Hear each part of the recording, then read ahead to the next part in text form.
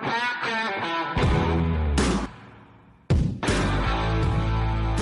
right, welcome back, everybody. This is the Jason Stapleton program with a pre-recorded show. Appreciate you all being here and being part of what I'm doing as I have to travel so much. But I have a really great guest for you today. Tom Woods is on the show. We're going to talk a little bit about liberty, about some of the recent controversy, and hopefully get some insights into where he thinks this whole movement is going. But Tom, welcome to the show. Glad to be here, Jason. Thanks.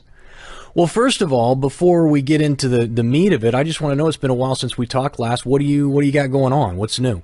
Well, I am gearing up for episode 1000 of the Tom Woods Show. Yeah, so I'm doing a special event in Orlando for free with some fun folks. So tomwoods.com/Orlando is where to register if you want to have a lot of fun and cost you nothing. Yeah, excellent. Do you guys have another cruise? Are you and Murphy doing another cruise soon too?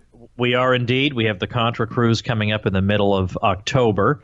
So, hey, it's not so bad being me. You're keeping busy, man. Yeah. And you do a ton of speaking engagements, which I think is really powerful because there are so few people who can articulate the message of liberty. One of the things that I love about you, Tom, is that when I hear you speak, it's always funny. It's always entertaining. You really understand how to work a crowd and how to make it you're not beating against the pulpit preaching to people. You're telling stories and you're making it fun, and anyone who hasn't had a chance to hear you speak really should, because it's in my opinion, one of the best ways to move people towards the message of liberty. That's very kind of you to say. I'm doing my best. So let's talk a little bit about some of the recent stuff that's happened in the news, and more specifically stuff that's just going to appeal to libertarians a little bit on the inside baseball.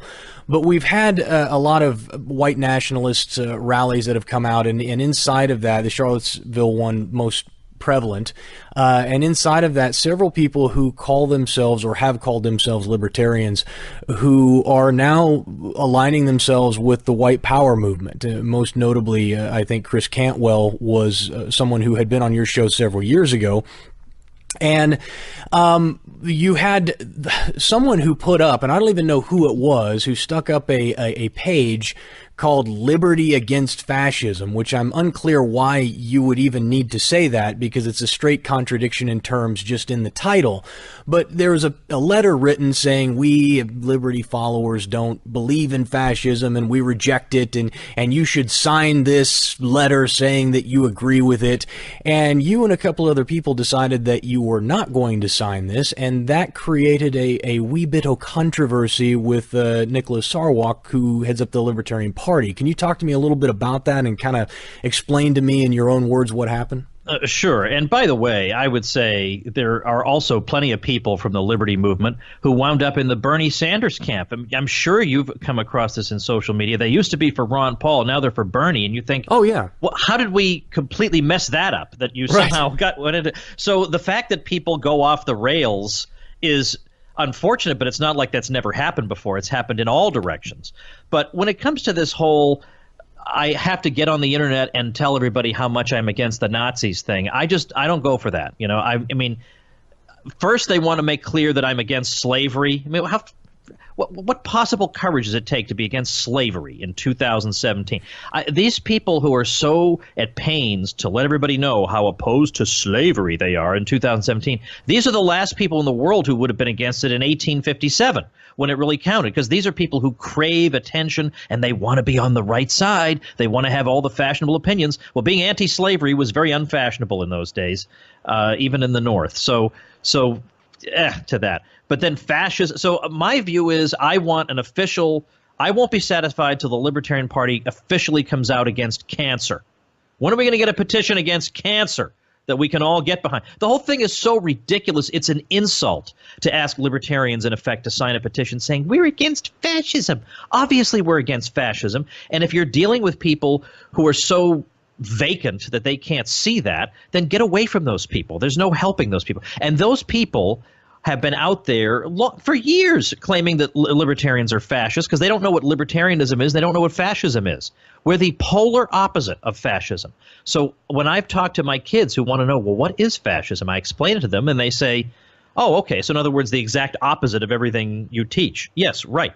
So therefore, I don't feel the need to degrade myself by beating my breast in public to alert everybody of where I stand. I'm about the most anti-fascist person you could possibly be. So no, I'm not doing this. Not doing it. Not, and particularly if just because somebody tells me you better sign this thing, well, now you really are sure I'm not doing it.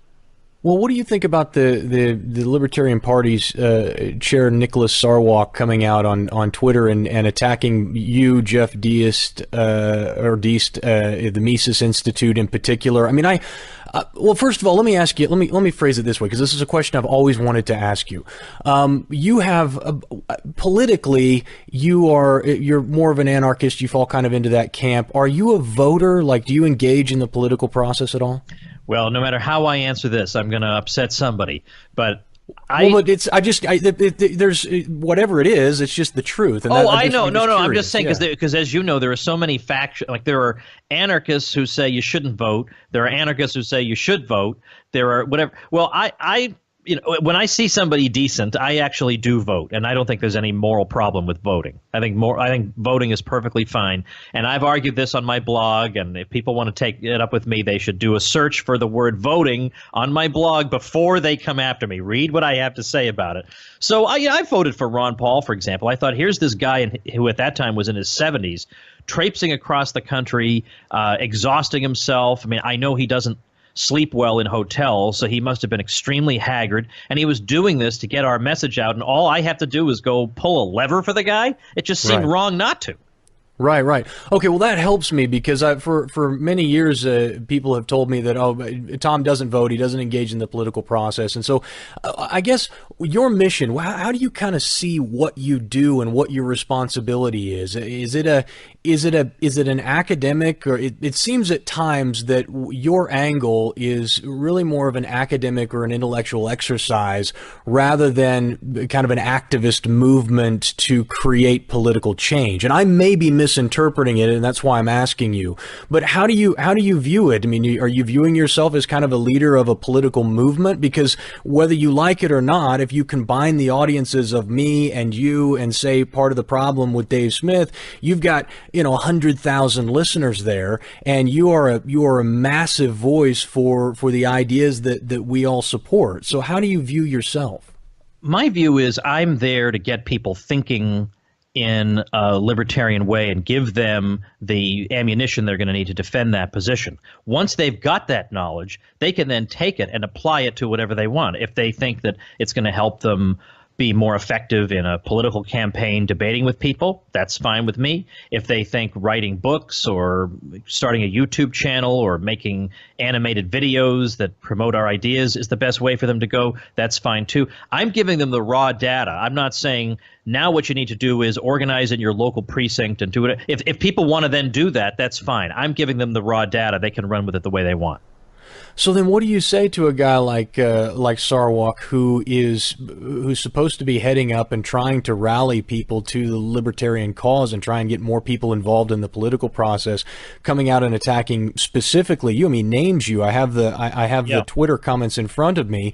In case this is what he said. He said, in case you're wondering why people have a problem with Jeff Deist and Thomas E. Woods and Bob Murphy, they stay silent on this liberty against fascism. And he says, this is the time for choosing.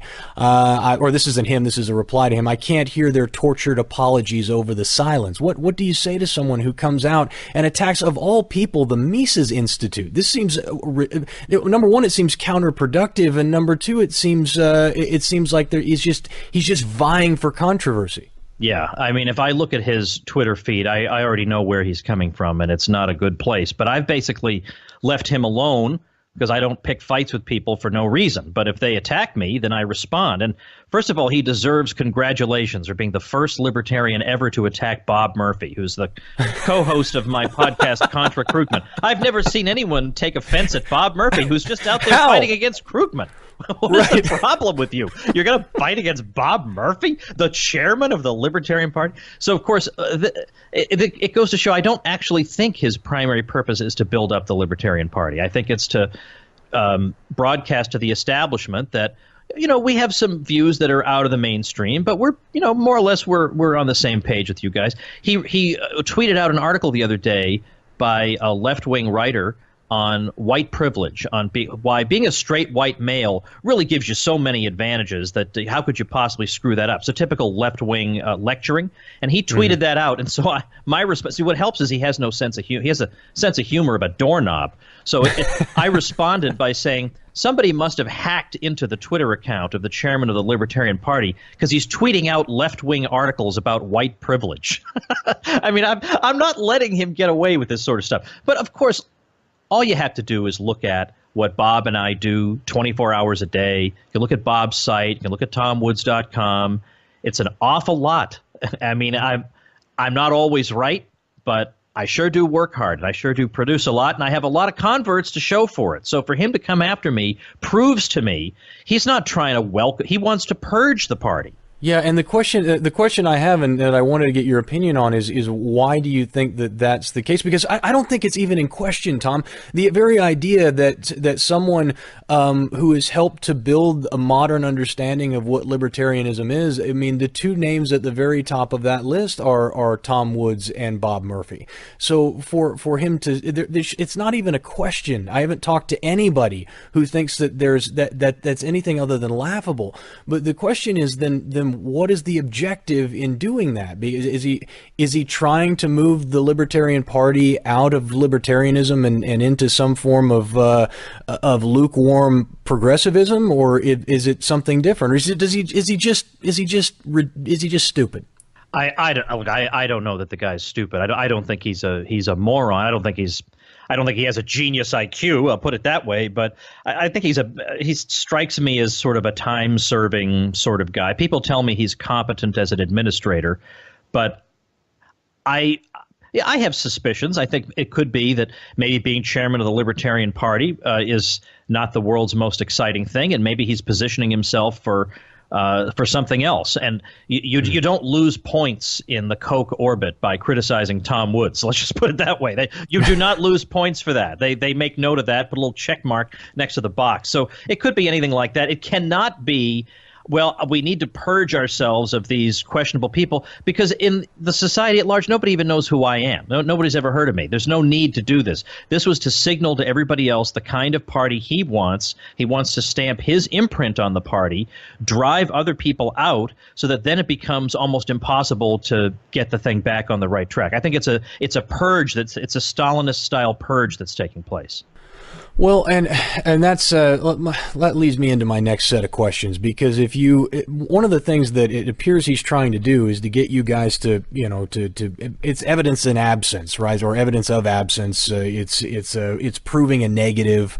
So he's coming out and saying, well, you're a racist, you're a bigot, you're a white nationalist until you prove otherwise, and you can do so by signing this petition and this letter. And if you don't do that, well, then we're just going to make assumptions. And this is the same thing that progressives and both sides do it, I guess, if I'm being honest.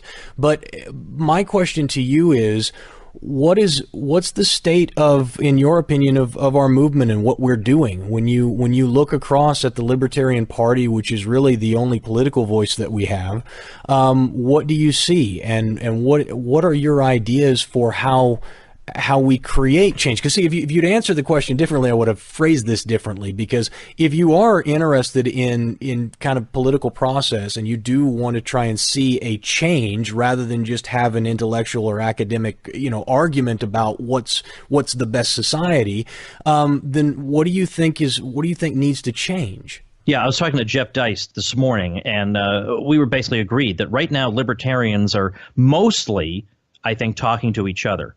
And so the positioning is all just for our own consumption, to make clear, to try to shift the libertarian movement in particular ways, whether it's concern about racism, or whether it's warning about the right wing or the left wing, or whatever it is, whatever the tone or the character of the movement is going to be.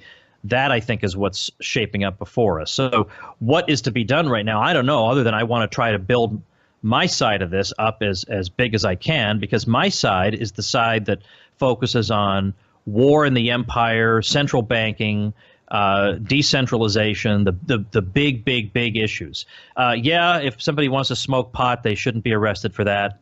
Yep, I agree with that. But really, that's not going to get you in trouble with the New York Times. And you know what? Ann Coulter was right when she said libertarians are, well, she used a different word. We'll say pansies, because what she said was, it's not that hard to go on TV and say you're for legalizing pot, because no one's really going to come after you for that. Jeff Sessions maybe, but otherwise really nobody's going to come after you. But to say I'm against anti-discrimination law, well, you would get in trouble for that. Therefore, not a word out of these people about that. So that's just not who I am. I don't want to just be the chic, acceptable to the New York Times crowd. If I'm acceptable to the New York Times, I'm a failure. And I think our movement's a failure. Well, I think, and I think you're absolutely right. I talk a lot on my show about preaching to the choir, and I said I don't want that show to be this. We've got a rather large Facebook following now in our private group of, I don't know, 8,000 people or so now. We got to be getting close to that. And my big thing is, listen, I hope that we got a ton of people in here who don't really understand libertarianism.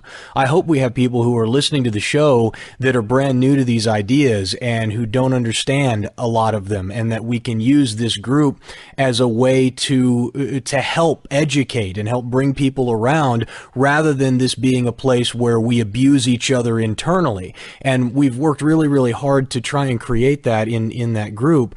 But I kind of view what I'm doing with this show as a way to reach out to people who are unhappy with their choices, and to show them, listen, this is a different way to look at the world, and let me show you how this creates more wealth and opportunity and more prosperity for everyone if we just follow these simple principles. And my frustration has been that there is no movement, there's no brand, and maybe it's wrong for me to look at it this way, but unfortunately we're a very communal people. We're very tribal, human beings are.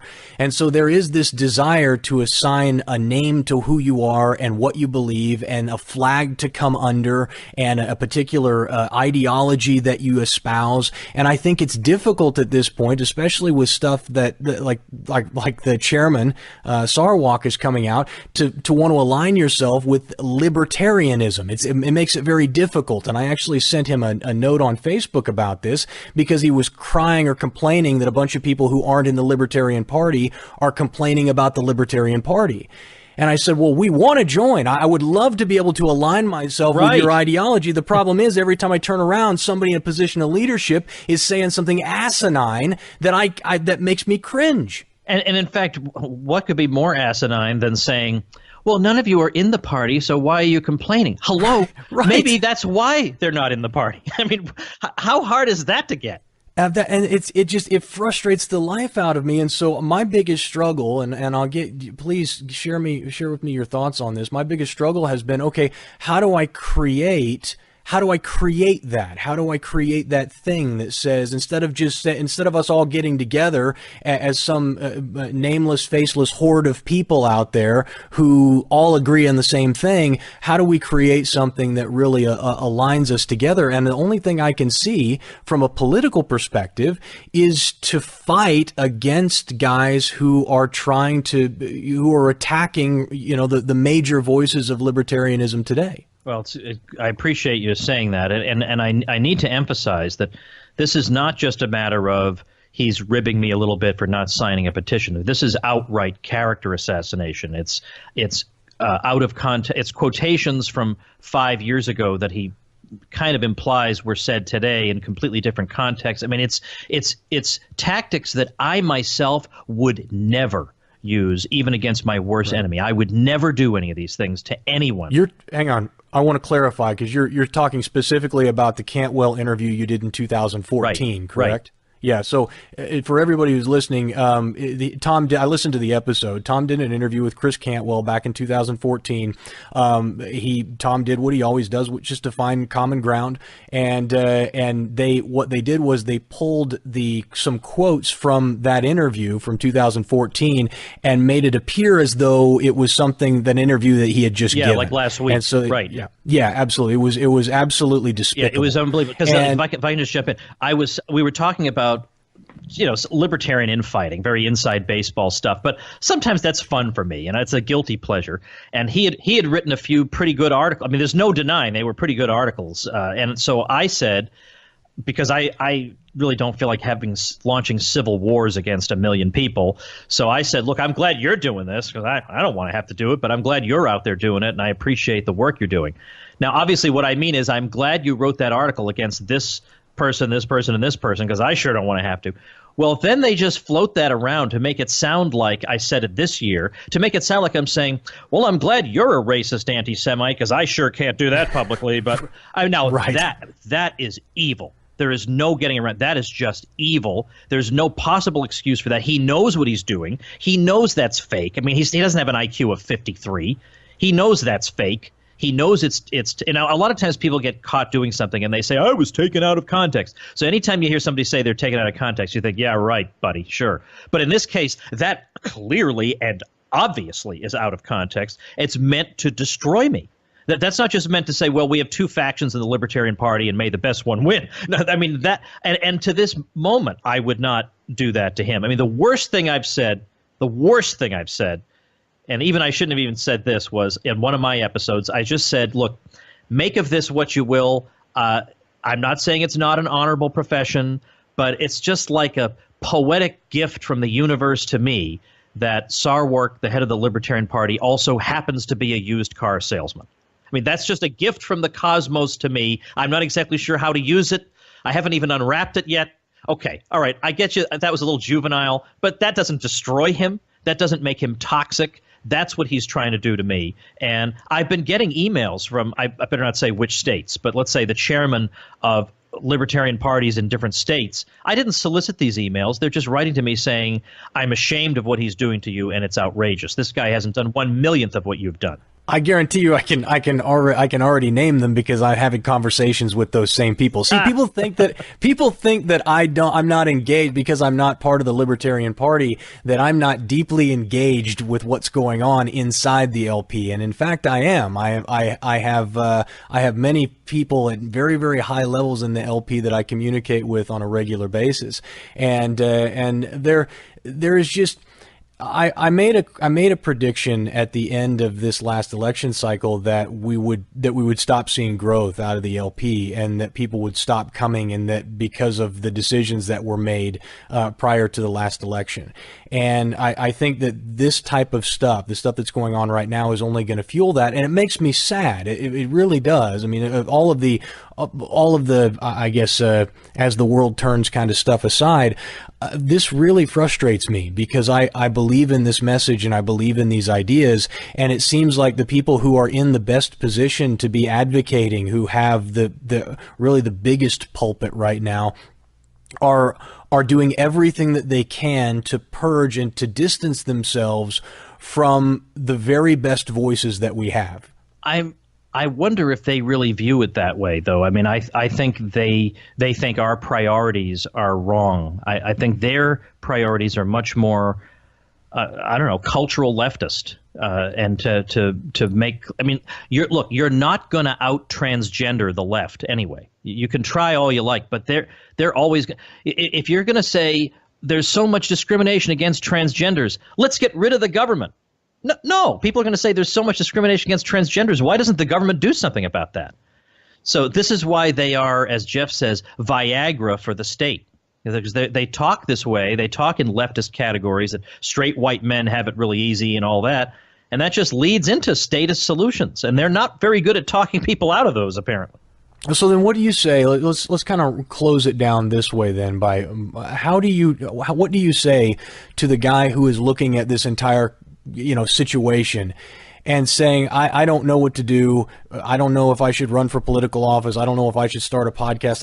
I don't know how I want to contribute, but I know that for us to see movement, and rather than a more slow decline, because that's my frustration, is I don't want to slow the decline. I want to turn things back. I want to start cutting into government. I want to start cutting into taxation.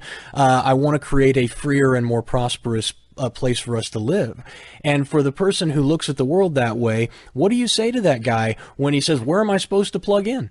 Well, I would note that not everybody can do this as a full-time job. It may have to be your avocation. It may have to be something in your spare time.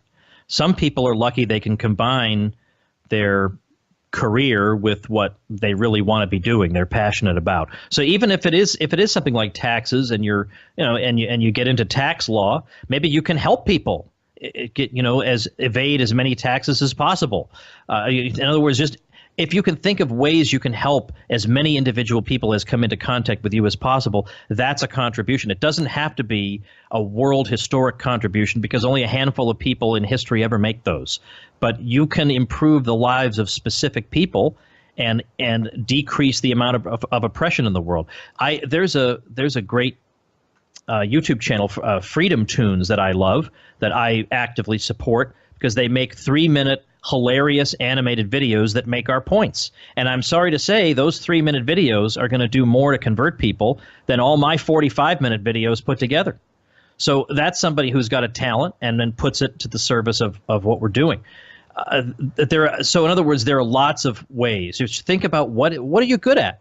And is there any way you could put that to good use? Maybe you're good at selling things. Maybe you can write really good sales copy. All right, well, I wouldn't necessarily recommend the LP at the moment, but there are libertarian outfits that could use that skill to raise money, for example. Many different things you could do. Or you could just earn a boatload of money and give it to libertarian groups that you trust. All right, perfect, man. Basically, I think that what you're saying is move, take action, do something. Don't sit on the sidelines and complain that the world is the way it is. Actively move to change it where your talents and skills lie. Would that be fair? Yeah, exactly. Okay. So you got a new website, tomsfreebooks.com. Tell me about that. Yeah, tomsfreebooks.com takes you to where I've been releasing free ebooks. You can just download them and read them. So I've got a book called Your Facebook Friends Are Wrong About Healthcare. I just love that title. As soon as I came out with that, one of my friends said, you could do a whole series. Your Facebook friends are wrong about X and Y. Right, yeah. Because your Facebook friends are terrible, right? They're like they're awful. The ones from high school who, haven't been hanging around with you lately, and so don't know the right opinions on everything. So I have a book called Bernie Sanders is Wrong, goes through his different ideas. So a lot of different ebooks that you can download and consume, get a lot of arguments to help build up your arsenal of arguments. So it's tomsfreebooks.com. And they're excellent, by the way. I've read many of them, and everybody should go there, tomsfreebooks.com, and get yourself some knowledge, learn a little bit about the issues, and then start working to actively change it. Well, man, Tom, I really appreciate you coming on and sharing your thoughts and being so open. And I just want to tell you, man, that you have a massive group of people who support you and everything that you do, and just keep doing it, man, because we need more voices like you. I appreciate that, Jason, and likewise.